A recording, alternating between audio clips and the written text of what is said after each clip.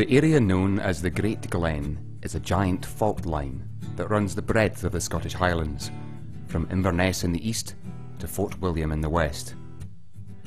The Great Glen is surrounded by some of the most breathtaking scenery in Europe, from rivers, waterfalls and lochs to mountains, glens and forests.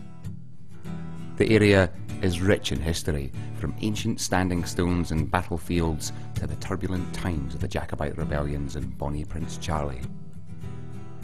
And of course, running the length of the Great Glen is the Caledonian Canal.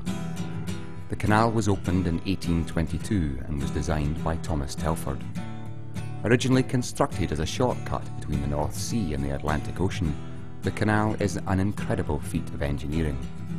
Nowadays, fishing boats and ocean-going yachts still use the canal, but today's traffic is mostly cruisers.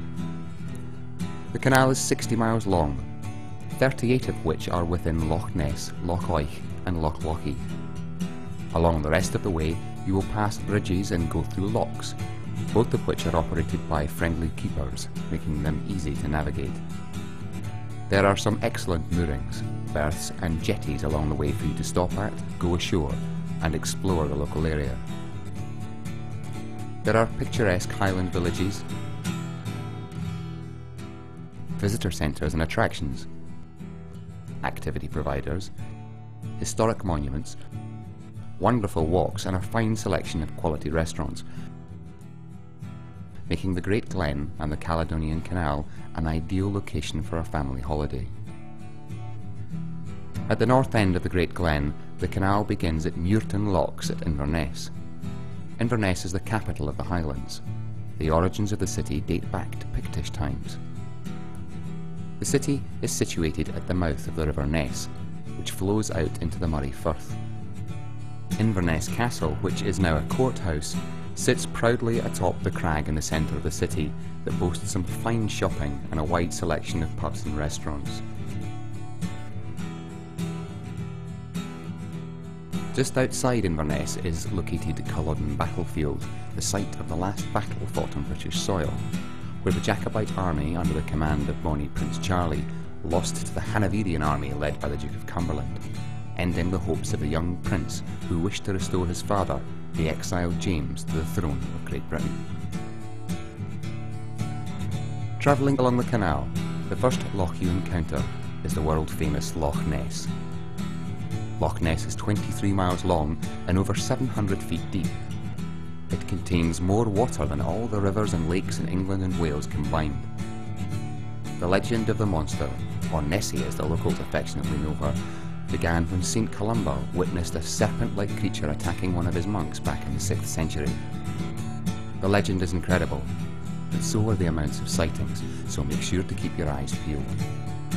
Urquhart Bay Harbour is located on the north side of Loch Ness and provides an ideal berthing point to explore the nearby village of Drummadrochid.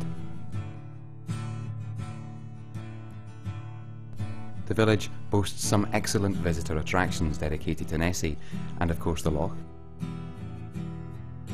some fine coffee shops and restaurants, access to lovely walks and some of the best pony trekking in the country. Urquhart Castle overlooks the mouth of the bay. This romantic ruin is steeped in history and was once held by Robert the Bruce during his long campaign for independence. Make sure you visit the new exhibition centre to find out more. On the south side of Loch Ness is the village of Foyers, with its splendid waterfall, the Falls of Foyers, made famous by Robert Burns, who visited the area over 200 years ago. At the south end of Loch Ness is Fort Augustus, one of the most picturesque stops along the canal and another ideal place to berth and go ashore.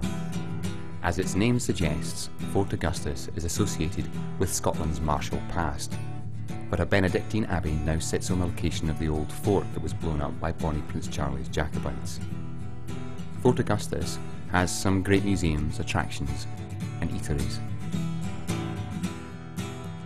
One of the village's most famous features is the lock system, which lies at the heart of Fort Augustus. Travelling on past Fort Augustus, you will cruise through some incredible scenery and on towards Loch Oich. The wooded shores are great to explore, and there is a lovely country house complete with its own jetty that makes an ideal location for afternoon tea or an evening meal. Be sure and stop off at the water park on the banks of Loch Loch to sample the many activities they have to offer, including whitewater rafting. At the south side of Loch Loch you will pass through Lagan Locks, complete with floating restaurant, and on to Loch Lochy. You'll find some excellent restaurants close to the shore. Travelling along Loch Lochy, you will notice Ben Nevis, the UK's highest mountain, standing over 4,000 feet above sea level. If the weather is clear, the views from Loch Lochy can be quite majestic. At the southern end of the Great Glen, the Caledonian Canal ends at Benavie. This is the cruising limit for most boats. You can watch the yachts and fishing boats descend the 8 flights of locks known as Neptune's Staircase into Loch Lochy and beyond. Benavie is situated just next to Fort William. The nearby Glen Nevis is the route to take for those wanting to climb Ben Nevis. You can hire bikes in Fort William, visit distilleries, or even take a trip on the famous Jacobite steam train to the lake. With so much variety, the Great Glen and the Caledonian Canal are the perfect place for an amazing holiday.